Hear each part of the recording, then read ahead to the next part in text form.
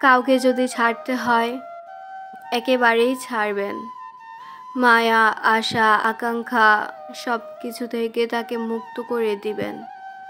আধো আধো গল্প বাঁচিয়ে রেখে সারা জীবন তাকে ইমোশনালি অত্যাচার করবেন না। জীবন শেষ থেকেও শুরু হয়, কিন্তু সম্পর্কের বেশিরভাগ ক্ষেত্রেই শেষ থেকে শুরু করা যায় না।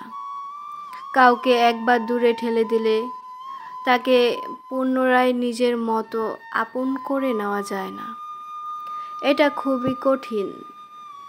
তবুও কেউ কেউ আমাদেরকে সারা জীবন মানসিক অত্যাচার করে যায়, না নিজে ভালো রাখে, না আমাদেরকে আমাদের মতো করে ভালো থাকতে দেয়। পুরো জীবনটাই এলোমেলো করে দেয়। আমরা তাদেরকে ছাড়তেও পারি না, আবার নিজের মতো করে বাঁচতেও পারি না। কখনো কাউকে এই সম্পর্কের দোটানায় রাখবেন না। এটা যার সাথে হয় সেই বুঝতে পারে এটা কতটা মানসিক যন্ত্রণার। বিচ্ছেদ এর চেয়ে হাজার গুণ ভালো।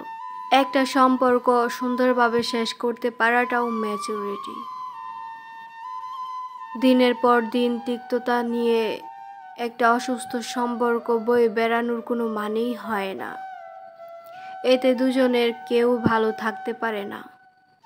তাই অবহেলা না করে, তিক্ততা না বাড়িয়ে, যদি একে অপরের প্রতি সম্মান রেখে দুজনেই আলাদা পথে হাঁটতে হয় তবে তাই ভালো। অনেক বছর পর দেখা হলে মুচকি হেসে যেন একে অপরকে কেমন আছো এই কথাটা জিজ্ঞেস করা যায়। সম্পর্কটা না থাকুক, তবে সেই মানুষটার প্রতি সম্মান থাকুক আজীবন।